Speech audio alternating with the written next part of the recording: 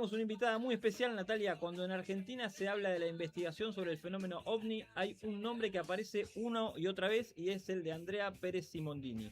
Andrea lleva décadas dedicada a la investigación de casos de fenómenos aéreos no identificados. Es presidenta de CEFORA, la Comisión de Estudios de Fenómenos OVNI de la República Argentina, una organización que impulsó la desclasificación de cientos de documentos oficiales de la Fuerza Aérea, la Gendarmería y otras dependencias del Estado relacionadas con avistamientos registrados durante décadas. Además, dirige el reconocido Museo del OVNI de la ciudad de Victoria, Entre Ríos, uno de los pocos espacios de este tipo en Latinoamérica, donde se conservan expedientes, testimonios y material de investigación que atraen a visitantes de todo el país y del exterior. Ha participado en congresos internacionales, brindó conferencias en distintos países y es una de las voces más respetadas de la ufología argentina. Así que cuando quieran, podemos estar en comunicación con ella. No es el grupo, exactamente, claro. Es el público. Claro.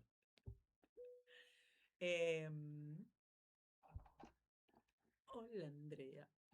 Hola, ¿cómo están? ¿Qué tal, Andrea? ¿Cómo estás? Un gusto saludarte. Mi nombre es Sebastián, acá estamos con Natalia, somos Rodolfo y Marta para el show. ¿Cómo estás? ¿Todo bien? Todo bien, ¿cómo están, chicos? Un placer. Gracias por atendernos. Se te escucha re claro. ¿Qué tal, Andrea? ¿Cómo estás? Andrea, estábamos leyendo ahí tu currículum, podemos decirlo de alguna manera, y decía que formás parte, sos la presidenta de CEFORA, y además de eso, sos como una Scully, ¿no? De código X. Más o menos, sí. No te sentís ahí. Yo cuando fui leyendo digo, es como una Scully con la que vamos a hablar, con la persona que vamos a hablar. Y habla de esto de que impulsás la desclasificación de archivos y de documentos de la Fuerza Aérea. ¿Hay muchos documentos? Sí, no solo de la Fuerza Aérea, nosotros formamos CEFORA, que hoy se convirtió en el proyecto oficial de Argentina de la desclasificación. Usamos la Ley de Acceso a la Información Pública, como en todos los países centrales. Ya hemos logrado desclasificar varios documentos del Ministerio de Defensa, del Ministerio de Seguridad, de Ciencia y Tecnología, de la Policía, de los aeropuertos. O sea, trabajamos mucho con eso. Andrea, yo te quería preguntar, mucha gente cree que los gobiernos ocultan muchas cosas y que saben más de lo que explican. ¿Estamos frente a un encubrimiento o simplemente es una información que está mal administrada? ¿Vos qué pensás de eso? Bueno, hay un poco de todo, en mi opinión, humilde. Yo pertenezco además a una organización que se llama ISER, que es International Coalition Extraterrestrial Research. Ayer uno de los miembros, yo represento, soy como la directora continental por América del Sur, y es una iniciativa que aspira a incorporar en Naciones Unidas la desclasificación, y ayer estuvimos participando parte de la comisión directiva en vivo en París, en una convocatoria que hizo, digamos, todos los organismos científicos y espaciales de Francia, y justamente para avanzar sobre esto, porque ya son muchos los países que están en ese proceso, Argentina también, y nosotros acá lo que requerimos es que en algún momento la coyuntura de nuestras acciones institucionales nos permitan avanzar. Ese es un poco nuestro impedimento, pero sí sucede que en los países hoy hay una necesidad de avanzar en la clarificación de estos hechos, porque en los países centrales se consideran amenazas avanzadas tecnológicas. Nosotros acá en América del Sur tenemos una mirada mucho más tranquila de estos episodios. Imagínense que nosotros en Argentina, por ejemplo, no tenemos ley de derribo, como si lo hay en Estados Unidos, Canadá, los miembros de la OTAN. Ante la incursión de objetos que no pueden identificar, los protocolos llegan hasta ese punto extremo del derribo. Entonces, es una necesidad imperiosa de ordenar un poco y regular todas estas cuestiones, ¿no? Andrea, cuando hablas de otras políticas de gobierno, yo sé que en Chile y en Brasil, por ejemplo, tienen organismos que están oficiales, gubernamentales, militares, abocados a lo que es el estudio del fenómeno. ¿Cómo sentís que estamos nosotros en relación a países que son limítrofes nuestros, ¿no? No comparándonos con potencias militares, pero sí con Brasil, que tiene un departamento específico, y Chile también? ¿Cómo sentís que estamos nosotros en ese sentido? Son distintas aristas. Por ejemplo, Uruguay hoy es el organismo oficial más antiguo del planeta, que dentro de la Fuerza Aérea tiene la CRIDOVNI, que cumplió 44 años, y ellos desde el año 79, cuando a través de una orden que emana de las Naciones Unidas, un documento que emana de las Naciones Unidas que trató el tema de incorporar justamente la investigación de estos eventos, llegó a tratarse en comisión en Naciones Unidas, no pasó al plenario de la Asamblea, pero sí lo que pasó es que varios países, y Uruguay fue el pionero en eso, acapararon la investigación oficial desde la Fuerza Aérea. En el año 98 se formó en Chile, dentro de aviación civil, pero dependiente de la Fuerza Aérea, la CEFA. De hecho, mi madre, que ha sido pionera en la investigación acá en Argentina, fue la primer civil, junto a un investigador brasilero, además Chevaer, en ser invitada por esa comisión de la Fuerza Aérea en el marco de la FIDAE, que es la feria aeronáutica más importante del mundo, de las más importantes seguramente de Latinoamérica, para hablar de estos temas, y ya tenían ese antecedente. Y Brasil no tiene una comisión oficial. Lo que sí sucedió que en el primer mandato del presidente Lula, actualmente en el mandato presidencial, se fueron desclasificando y generaron sí el primer antecedente en Latinoamérica, del cual muchos, entre ellos Argentina, hicieron ejemplo, digamos, con la Ley de Acceso a la Información Pública. Bien. ¿Qué grado de confirmación hay con respecto digamos, yo me pregunto, ¿no? Desclasifican documentos, investigan, pero ¿qué grado de confirmación hay de contacto extraterrestre? Digamos, ¿qué grado de confirmación? Ninguno. Lo que hacen los documentos es manifestar a través de registros con datos duros sobre lo que los testigos y la evidencia física que puedan dejar estos fenómenos ocasionan, digamos. Lo que generan esos documentos es que nos dan justamente la posibilidad de acceder a esos datos duros que hoy, poniendo en revisión todos los documentos que se van recuperando de la década de los 60, 70, 80, realmente ponen en un lugar muy importante la evidencia física, porque estamos hablando de, que te voy a contar con un ejemplo argentino. En 1962, la Armada Argentina formó una comisión que es la COPEFO, que encabezó un capitán, Omar Roque Pagani, por un montón de eventos que desde la base aeronaval Comandante Espora, donde está en Bahía Blanca, hasta la base más importante de la Armada, que es la base General Belgrano, por ende está la base aeronaval Comandante Espora, se registraban ecos en el radar de eventos que desarrollaban vuelos arriba de los 5.000, 6.000 kilómetros por hora, que entraban y salían de la atmósfera y se metían debajo del agua en el océano Atlántico. Estos eventos que presumían mal funcionamiento de los radares, que dicho sea de paso eran americanos, nosotros le comprábamos en esa época tecnología de radar a los Estados Unidos, y por ese mismo hecho la CIA ha documentado y ha desclasificado estos hechos a mediados de los 80, y me refiero puntualmente a estos casos de Argentina y de la Armada, donde quedó un ícono que es el caso Roberto Wilkinson, que era un aprendiz de piloto de la Armada, que fue uno de los que pudo ver el evento, el objeto en aire, desplegar estas condiciones extraordinarias de vuelo. Hoy es lo que llama la atención, que se mide esas condiciones extraordinarias de vuelo como escala de observables que definen velocidad hipersónica, y hablamos de eventos que van arriba hasta los 60.000 kilómetros por hora, que entran y salen de la atmósfera por cualquier lugar y se meten debajo del agua, generando una variable observable que se llama cambio de medio en el desplazamiento. Y por otro lado, vuelo antigravedad, porque esos objetos a esa velocidad que se paran a punto cero y cambian abruptamente de dirección, es otra variable extraordinaria, como 15 más que no vale la pena definir porque llevaría mucho tiempo. Pero eso hoy es lo que hace de que estén leyendo y viendo de todo en la desclasificación, porque en esas condiciones de vuelo que no se pueden replicar con la ciencia y tecnología que tenemos, se dan además en lugares muy sensibles: aeropuertos, centrales eléctricas, centrales nucleares, lugares de entrenamiento militar. Entonces generan que vos como país tengas que garantizar mínimamente un control de esos vuelos que no podés identificar y que además desarrollan estas condiciones tecnológicas no replicables. Eso es lo que ha logrado de que se avanzara mucho en la desclasificación, que esos casos de los 60, 70, 80 que mostraban esas condiciones de vuelo extraordinarias, hoy se transforman en material con datos duros porque tienen registro de radar, fuentes muy fidedignas de denuncia, y es básicamente lo que nosotros queremos recuperar para ponerlos en valor e intercambiar datos con Chile, con la Fuerza Aérea Chilena, Uruguaya, Estados Unidos, Francia y todo aquel que esté en el interés de buscar respuestas. Andrea, vos sos una persona que te basás mucho en lo que es datos duros. Yo soy muy fanático de las teorías conspirativas. Sí. Entonces te voy a hacer una pregunta que quizá excede lo que es el análisis científico, pero quiero saber tu opinión, me interesa saber tu opinión. Son dos preguntas que te quiero hacer. La primera, si estuvimos escuchando a figuras importantísimas de Estados Unidos, políticos, vicepresidentes.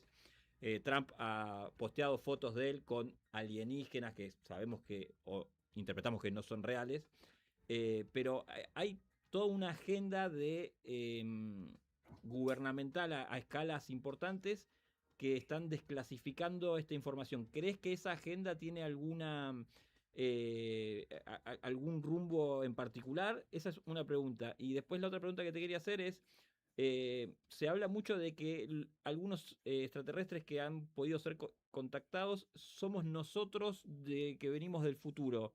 ¿Qué pensás de esa teoría? Bueno, en principio lo de Trump y los extraterrestres son... Esperá que empezó a ladrar mi perro, esperá. No hay problema. Ahí está. En principio esas teorías que son conspirativas, pero... El perro Es no el gobierno de quiere. Estados Unidos que El no perro nos deja está- hablar. No, el perro está ocultando algo. El perro sabe demasiado. Claro. El perro sabe demasiado.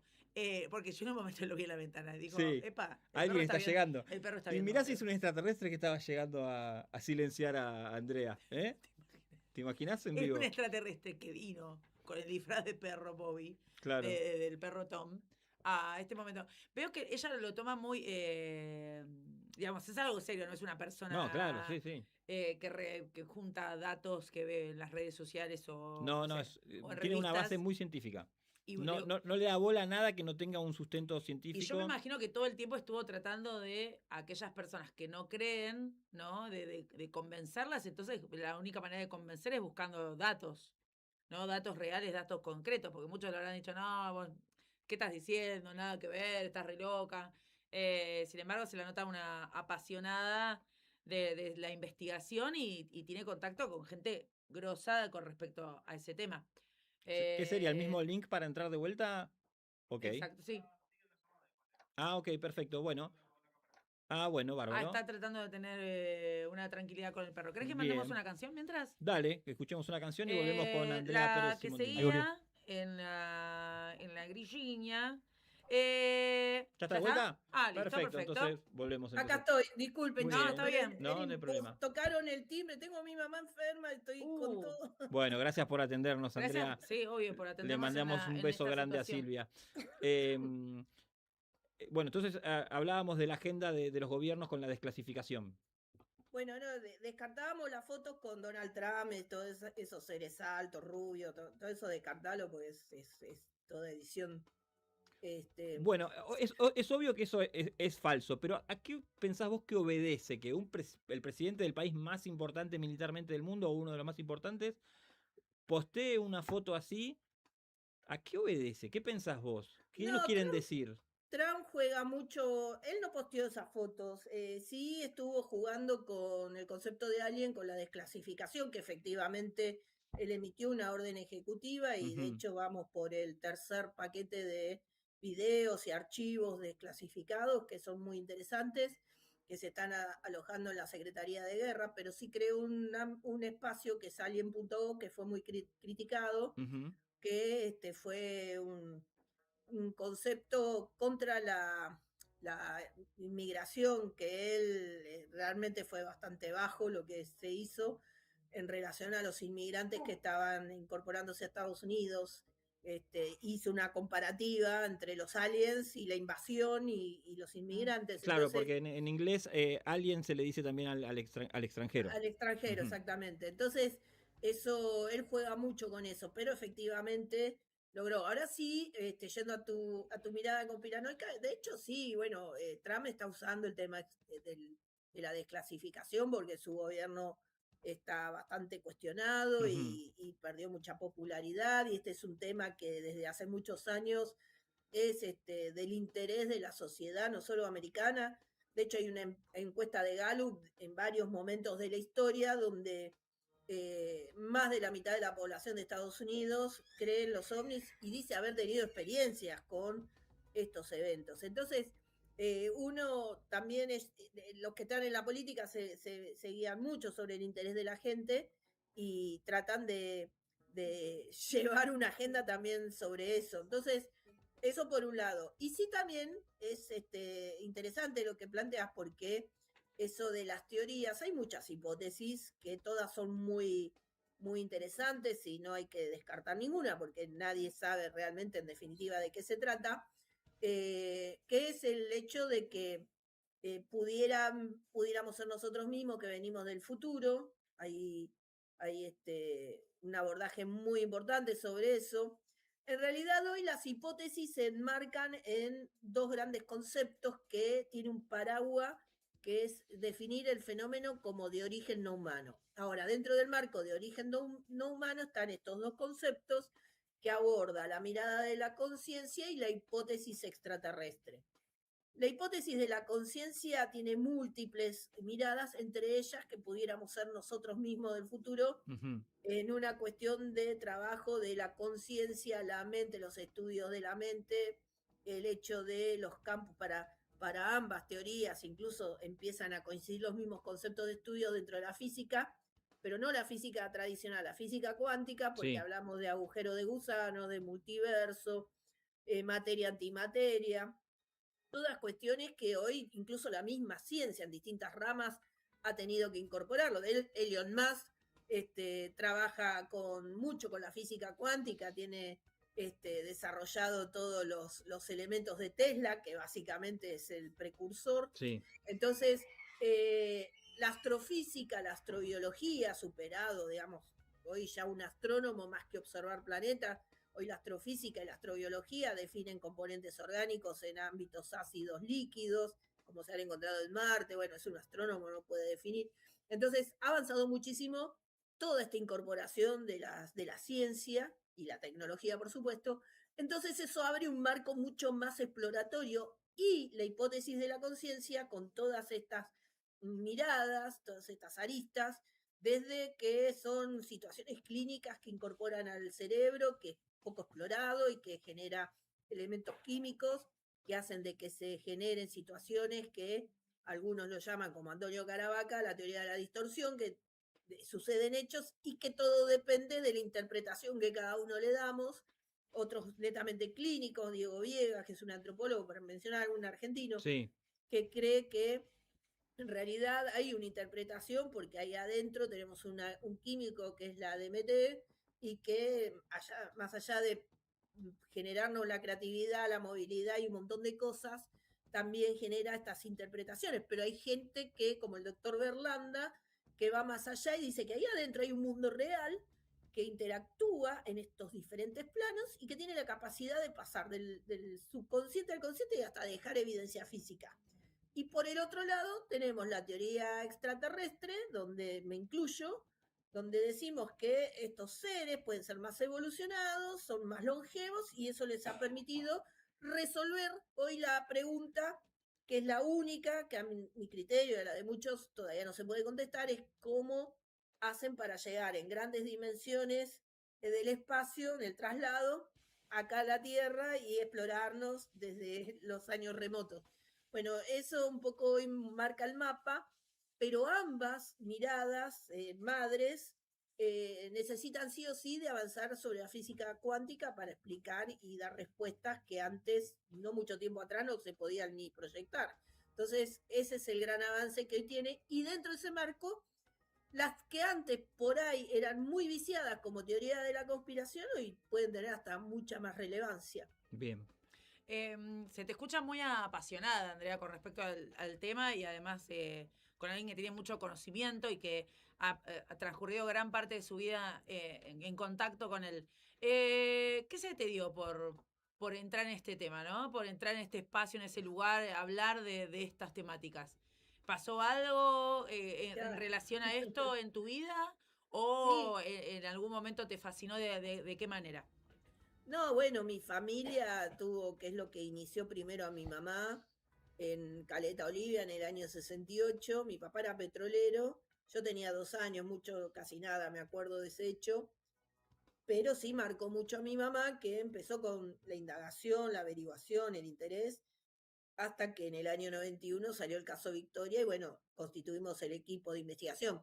Pero a mí en lo particular, en Buenos Aires, cuando ya mi papá se había radicado, mi familia en Buenos Aires, yo estando en 4º grado, creo, a plena luz del día vi un trencito volador en el cielo y eso realmente despertó mi interés. Pero bueno, a mí siempre me gustó todo lo que es cuestiones del misterio. Cuando era niña, con mi mamá veíamos de las pirámides, digamos, todas las cuestiones paranormales, viste, que esas cosas que de misterio que te atrapan. Bueno, a mí me atrapaba mucho, pero básicamente fue esa experiencia y realmente nos pusimos a investigar cuando se dio el caso Victoria en el año 1991, cuando aparecieron en todos los medios, julio de 1991, en agosto, una cantidad de eventos que realmente nos llevó a venir acá. Bueno, y la primera incursión que tuvimos, hicimos un campamento en el camping de Victoria, que está en el puerto, y ahí no solo nosotros, había cientos de personas, vimos la evolución de un objeto arriba nuestro, nosotros estábamos en un canal pescando, y ese objeto que tenía como una forma media triangular, cuando estuvo arriba de todos los que estábamos pescando, bajó unas luces, nos iluminó, se apagó y desapareció. Bueno, eso hizo que mi mamá a fines del 91 se radicara en Victoria y bueno, ahí cambió un poco la vida de toda la familia y nos dedicamos a investigar. Y siempre aclaro, nosotros no hay una ciencia que investigue los ovnis, pero con el tiempo y la experiencia nos fuimos perfeccionando y tenemos un hobby muy profesionalizado y aspiramos que en algún momento sea parte de una ciencia que explore y que consiga respuesta, ¿no? ¿Por qué consideras que se mantiene oculto? Viste que vos estás hablando de esto, ¿no? De que es un hobby, vos lo pusiste como en ese concepto, en Sí. ese lugar. ¿Qué es lo que cuesta de reconocer que quizás esos hechos son reales y darle un marco más teórico, más científico? ¿Cuál es el Es el, obstáculo de eso? es, ¿Cuál es el priorito? es el tabú, si bien se ha avanzado un montón, digamos, yo no tengo las mismas devoluciones de la gente que tenía mi mamá en los 90, incluso hasta no hace mucho tiempo atrás. Hoy es todo más sencillo porque en realidad los países ya están desclasificando por todo lo que ya les mencioné, son una cuestión de seguridad, pero bueno, en países como los nuestros el tabú, y es la misma gente, no son las autoridades, como todo el mundo que yo conozco y me reúno con ministros de defensa, de ciencia y tecnología, militares de todo tipo, científicos de todo tipo, que además, off the record, muchos de ellos nos asesoran y nos hacen estudios. El problema es la gente, porque si vos mismo hagan la prueba ustedes, pone que a partir de ahora van a ir fue profundamente y la mitad de la gente va a decir que están borrachos, que están esto, que están el otro. Y ese no sería tanto el problema, porque siempre hay gente, cada vez son menos, pero siempre hay gente que desvaloriza lo del otro. Alguno podría tener razón en el caso nuestro, por ejemplo. Puede ser. Claro. Pero también lo digo desde el lado del gobierno, ¿no? El lado del gobierno y las instituciones como que no reconocen eso desde un lado No, científico. no es que no lo reconocen. Y nos pasó, nosotros con Sephora tuvimos mucho que ver para que se forme, y de hecho existe la comisión que estudia estos fenómenos en la Fuerza Aérea. Yo participé primero como asesora externa, en realidad siempre como asesora externa, pero tuvo 3 mandatos. En el segundo mandato, que era un comodoro en actividad, yo participé ya internamente en la búsqueda de expedientes y los encontré. El caso Bariloche fue por un hallazgo que hice del giro del expediente de la Fuerza Aérea. Y el problema es la gente que empieza a decir para qué gastan plata en esas cosas y no la asignan recursos. obviamente todo es ad honorem, no, nadie gana un peso de todo esto porque ya de por sí tiene ese. Hace poco tuvimos el Congreso en mayo acá, que es la 10ª edición, nuestro senador provincial, que nos conoce y sabe el abordaje y la seriedad con lo que tratamos el tema, siendo hoy senador en actividad, presentó un proyecto que es el primer antecedente en el mundo. Nos lo están llamando y nos están llamando de todo el planeta, senadores de Estados Unidos, de Japón, de México, no sé, de muchos países, por este antecedente que él generó, para que simplemente se genere, dentro por lo menos de la jurisdicción de Entre Ríos, un lugar donde la gente pueda denunciar lo que vive, tanto en términos aéreos, navegables, porque él está muy circunscrito a lo que va avanzando la agenda internacional y habla con desplazamiento en todos los medios. Entonces, para hacer un archivo y recopilar datos, para que después esos datos se puedan usar para el análisis de a quien quiera hacerlo y que tenga interés. Bueno, le han dicho de todo. Claro, al pobre senador sí, le han dicho que por qué no se ocupa de cosas que vale la pena. claro. Dinero que podría ir para cascadas de jefe de gobierno, ¿no? Por ejemplo. Por ejemplo. Pero bueno. Ay, te quería hacer otra sí, consulta, dale. perdón. No, mencionabas varios casos. Dijiste el caso Victoria, el caso Bariloche, si mal no Sí. recuerdo. ¿A Sí. qué te referís? ¿Cómo, si querés explicarnos alguno, de qué van esos casos? ¿De qué fueron? Bueno, el caso Bariloche fue el caso más importante de la Argentina y es uno de los 10 casos aeronáuticos más importantes del mundo. Sí. Ahí un avión de Aerolíneas Argentinas, esto fue el 31 de julio de 1995, cuando estaba a punto de aterrizar en el aeropuerto de Bariloche, se corta la luz de la ciudad de Bariloche y retoma él la operación de descenso para que funcione el equipo electrógeno del aeropuerto. En esa instancia regresa la luz después de 10 minutos, pero por cuestiones de seguridad se opera con el equipo electrógeno del aeropuerto, y cuando siempre acompañado por un ovni, y cuando está por aterrizar, se corta el equipo generador del aeropuerto y el avión tiene que hacer una maniobra evasiva. El ovni se le antepone a la maniobra de escape, le pasa por abajo, asciende a 90 grados y pasa por la trompa de un vuelo sanitario de Gendarmería Nacional.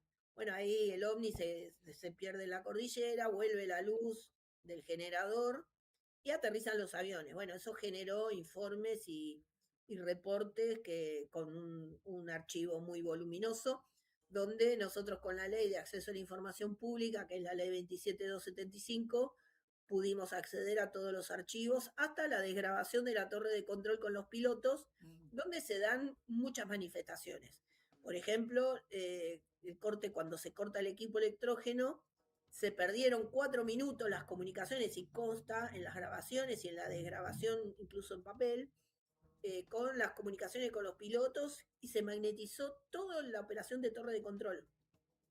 Entonces tuvimos acceso también a los informes del corte de luz, que dijeron que había sido el nido de un pájaro que cortó la tensión. Entonces, bueno, se dijeron muchas cosas. La Fuerza Aérea, que esto también fue significativo, cuando en el 2015 asume un nuevo oficial retirado, que es bastante negado a todas estas cuestiones, justificó que el caso en realidad fue la operación de un reflector del boliche Rocket, que todos se confundieron con eso. Claro.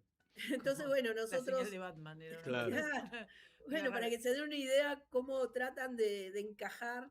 Ese Bueno, es el caso como es más muy documentado, difícil, ¿no? y es Sí, como, el más documentado. Sí. como que cuesta mucho sentirlo creíble, ¿viste? Es como que hay un cierto, como un freno, ¿viste? Lo que contabas, ¿no? Claro. De estas personas que les costaba como ubicarlo en algo que sea una incógnita, aunque sea, ¿no? Que es algo que no tiene respuesta, pongámoslo quizás, que podemos decir, bueno, pueden ser extraterrestres y demás, pero por lo menos que quepa la posibilidad de que sea una incógnita, algo que no tiene respuesta. Bueno, es documentar anomalías y extrañezas. Nosotros en ese caso logramos que el Ministerio de Defensa reabra el expediente que este hombre había cerrado, porque, entre otras cosas, entrevistamos, de hecho estamos pidiendo que lo remuevan porque forzó y tergiversó las declaraciones del testigo, que fue un operador del boliche Rocket, que él manifestó que sí operó el reflector, pero cuando regresó la luz en la ciudad lo guardó, y todo el acontecimiento con el ovni, el 80% del episodio fue posterior a eso. Así que solo en la declaración de eso reabrió el expediente. No, además estamos hablando de un piloto de aerolíneas que no es una persona, es una persona calificada, no va a Sí. confundir un reflector de un boliche con un objeto volador no identificado. O sea, yo lo que te quería preguntar, Andrea, a lo largo de la historia está muy bien documentado desde la época de la prehistoria en grabados en piedra. Interacción entre seres del cielo y terrestres. Hay muchas religiones como la hindú, con el Mahabharata, donde detallan incluso batallas en el cielo de lo que se podría transcribir como platillos voladores. Es algo que está bastante documentado a lo largo de la historia. ¿Por qué pensás que no es algo masivamente, digamos, que no hacen contacto masivo con nosotros? Y si pensás que si eso pasara, deberíamos preocuparnos, que podría llegar a ser algo peligroso. Bueno, son varias preguntas. Tiene muchas dudas. Es que en realidad tendríamos que tener 10 horas. Quizás deberíamos hablar otro día también con ella. Mira, vamos por partes, diría Jack. Te voy a dar ejemplos. A mí me gusta documentar con ejemplos. Hubo un ministro de Defensa de Canadá, Paul Hynek en realidad, que mientras fue ministro negó siempre el tema de los ovnis. Que no había nada, que no había documento, que no había... Él fue ministro de Transporte, fue ministro de Seguridad y terminó su gestión como ministro de Defensa. Durante 15, 20 años ocupó distintos cargos que te nombro. Cuando se retira, se genera una desclasificación masiva de Canadá, del gobierno de Canadá, y este ministro que negó todo empezó a decir cosas como que en realidad ellos ya estaban acá, que mucho, esto te va a gustar a vos con las teorías de la conspiración, que en realidad mucho incluso de lo que hacen la seguridad del presidente de Estados Unidos y de muchos presidentes son estos aliens que son de la raza insectoide, reptiloides, y mostraba videos o dicen, fíjense en los ojos o en sus manos, en sus miembros. Y bueno, y ahí nace un poco el tema de la... Y él se murió afirmando eso. Y realmente fue una gran explosión cuando él empezó a declarar eso, porque muchos decían, bueno, este hombre ya mayor, porque murió creo que con 70 y pico de años. Bueno, no era tan grande. Y se retiró mayor de la gestión como ministro de Defensa. Siempre lo negó. Y Stanton Friedman, que era un físico nuclear muy reconocido, también fallecido hace poco, canadiense, fue uno de los que más impulsó la desclasificación. Él ha tenido grandes discusiones con este ministro y después lo veías a los dos dando conferencias juntos, claro, diciendo el ministro esto y Stanton Friedman afirmando que de hecho lo tuvimos acá en Argentina en uno de nuestros congresos, que él tuvo en su poder con su equipo la revisión de restos de la nave de Roswell. Entonces, eso por un lado, bueno, hay mucha gente que dice, que merece mucha credibilidad, que eso ya viene sucediendo desde hace mucho tiempo, que están entre nosotros. De hecho, hoy hay funcionarios de primer nivel del gobierno de Estados Unidos que afirman eso, funcionarios militares del Pentágono. Congresistas. Bueno, Eric Burlenson acaba de hacer una definición muy parecida a la de este ministro de Canadá. Entonces, que ya están entre nosotros probablemente. Entonces, yo no descarto ni afirmo nada. No, creo que hay que prestar atención y tener base sólida. Por eso es muy importante los documentos, porque Eric Burlenson lo afirma a partir de documentos que él dice haber visto en audiencias privadas y en declaraciones que aportaron testigos de ámbitos, de programas que han accedido no solo a objetos recuperados de accidentes de UAP, sino también a material biológico, como David Grash. Por otro lado, están los que vienen investigando en la historia la aparición de estos eventos. Creo que hay un gran precursor de lo que podríamos denominar alienígenas ancestrales, que es el que puso la agenda con el oro de los dioses, que es Eric von Däniken. Sí. En realidad, él fue el hombre más odiado de los arqueólogos, los paleontólogos, los antropólogos, porque empieza a revisar y da varias vueltas al mundo diciendo, ojo, que lo que las antiguas civilizaciones llamaban dioses, quizá eran estos seres, porque ¿qué diferencia hay? Para no salir de Argentina, si te vas a Talampaya y escuchás los guías que te hablan de la ciudad de la luz, y ves las pictografías con seres de 4 dedos, no se diferencia nada lo que te cuentan de los originarios de la zona, que fueron trasladando las historias de generación en generación, a lo que te cuentan los pobladores de las cuevas en Francia, donde aparecen las mismas pictografías y son civilizaciones atemporales.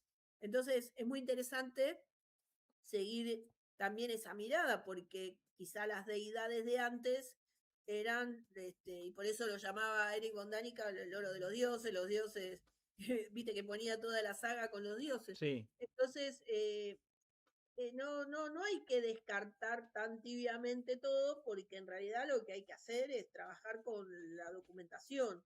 Y eso es una realidad. Vos vas a Talampaya y ponés la figura de Talampaya con las cuevas de Italia, con las cuevas de Francia, con los distintos que aparecen, no sé, los guandijas de australianos, por decirte, qué sé yo, por mencionarte algunos, el astronauta de Palenque, no sé, tendría Claro. todo el día para mencionar. Hay muchas conexiones que no tienen sentido porque no era un mundo interconectado en ese momento. Y sí, o la misma orientación de las pirámides O que haya con la pirámides en constelación de lugares. Sirio, Claro, claro. claro. Ahora, Andrea, qué difícil a partir de ahora también documentar cosas con el tema del avance de la tecnología, ¿no? Con la IA. Sí, sí. Es cada vez más difícil. Bueno, cada época tuvo su tecnología que le afectó. Por ahí te da muchas herramientas de avance, pero también dificultad de identificación. Y mira, sin ir más lejos, en los años 80 tener una cámara de foto no era para cualquiera. Hablábamos de las cámaras con rollo Sí. de rollo, 110, las Pocket, y tener una cámara más profesional era ya un lujo, era casi como comprarte un auto, ni hablar de una videograbadora, hasta que en los años 90 aparecen en México, los 91, casualmente en julio, con el eclipse de México, aparecen los cazadores de ovni que ya empiezan a poner en valor las cámaras con filtros, digamos, ya la cámara normal de videograbadora con las que tenían las primeras incorporaciones de Nightshot, mostraban eventos que vos con la normal no podías ver y Claro. con la otra sí. Bueno, eso fue la muerte de toda la situación de los contactados, porque la gente documenta y la gente quiere ver, claro, y sí. puntualmente. Entonces, fíjate que en la década de los 70, de los 80, 90, había todo lo que era la masa de contactados en el mundo, Adamski, Bon Giovanni, bueno, Siracusa, acá en Argentina teníamos varios. Bueno, terminaron, ¿no? Y si los escuchás, los pocos que quedan, en realidad te hablan de algún contacto que han tenido ellos en lo personal, que no voy a entrar en tela de juicio, pero te hablan mucho de estructuras o los avances de la ciencia en descubrimientos en Marte, estructura, las comunicaciones, la tecnología, los UAP, hablan de UAP y de experimentadores. Entonces, todo va. Ahora, nosotros tenemos el avance de la ciencia con un Elon Musk que te lanza en ramilletes, satélites, microsatélites, como los Starlink, que generan hoy de cada 10 denuncias, 9,5 son los Starlink, que generan cada lanzamiento por primera vez un avistamiento de algo nuevo. Entonces hoy ya la ESA también está lanzando satélites 5G en ramillete, los chinos ni hablar. Bueno, todo eso hace de que te dé mucha más información porque esos satélites documentan todo, pero también hace de que las confusiones sean más extremas, ¿no? Andrea, me hace un pie bárbaro con el tema de las cámaras y con los encuentros cercanos del tercer tipo, para que me hables un poquito de la conexión con Steven Spielberg. ¿Cómo fue eso? Para nosotros fue una gran emoción porque hace 3 años nos contactan. Fue muy gracioso todo porque yo recibo un mail de la productora de Spielberg. Me imagino que no lo creías, decías, ¿qué me van a llamar a mí? Le cuento a mi mamá, nos escribieron de la productora de Spielberg y mi mamá me dijo de todo, que mentía, que cómo le iba a hacer no esa broma. Claro. cómo le iba a hacer esas bromas, y bueno, en fin, todo eso. Y bueno, y cuando le muestro, ellos estaban tomando testimonios, habían elegido ponerle una veintena de casos en el mundo. Ujú. Y de Latinoamérica, viste, por una serie que estaban haciendo en Netflix de 4 capítulos. De esas series, iban a quedar, creo que 6 historias, y una sola iba a ser de Latinoamérica. Ujú. Bueno, la cuestión es que la grabaron a mi mamá, todo por Zoom, ¿no? Por videoconferencia. La grabaron a mamá y contando toda esta historia del año 68 que la relaté rápidamente Sí. en Ujú. Caleta Olivia. Y bueno, quedaron bastante prendidos, pero después nos escribieron diciendo que no había quedado seleccionada la historia de mamá, pero nos agradecían mucho, qué sé yo. Bueno, Bueno, nada, claro, ya de por sí toda esta experiencia fue maravillosa. lógico. Cuando viene la película de ahora del Día de la Revelación, en Argentina eligieron hacer la van premier, la función reservada con todo el marketing por Universal, por un pedido de la productora Spielberg, que tenían que hacerla en un lugar donde fuera más cercana al Museo del OVNI, con una ciudad importante. Y esa era Rosario, que era la más cercana a nuestra. Y bueno, ellos eligieron una distribuidora que era el complejo de cine, la empresa del complejo de cine Las Tipas, que tiene varias salas, entre ellas Rosario, Paraná, bueno, en el norte. Y bueno, hicimos la van premier y nos eligieron como partner para hacer el lanzamiento. Después nos pedían que vayamos por todo el país, pero bueno, ya no nos daba el cuero Claro. del cansancio. Hicimos varias presentaciones en Paraná, en Gualeguaychú, acá en la cercanía. En Buenos Aires, bueno, nos hablaron de Córdoba, todo, pero bueno, ya, todo el mismo día. Entonces, por supuesto, nos quedamos con la van premier, que fue muy emocionante porque la pudo oír mamá y la película en sí es, también acá te va a gustar en la cuestión de la conspiración.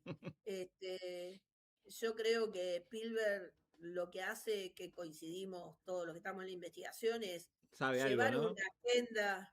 Yo ahí escribí un desarrollo porque yo les hablaba hace un rato de lo que pasó en el 79 en Naciones Unidas, que llevó a que la Fuerza Aérea Uruguaya cree la CRIDOVNI. Bueno, justamente Steven Spielberg es en el marco del lanzamiento de Encuentros Cercanos del Tercer Tipo, por lo Claro. cual es un hombre muy cercano a ser parte de estos procesos de apertura. Yo no creo mucho en las casualidades, creo que hay todo un planteo, porque lo que vemos en la película básicamente es la agenda actual, digamos, de lo que venimos viviendo del 2017, si se quiere, esta parte, ¿no? Bueno, Andrea, Bueno, te tenemos que despedir porque bueno, ya estamos cortos de tiempo. Te agradecemos muchísimo por habernos interesantísima recibido. entrevista. La verdad que me quedan un montón de preguntas para poder hacerte.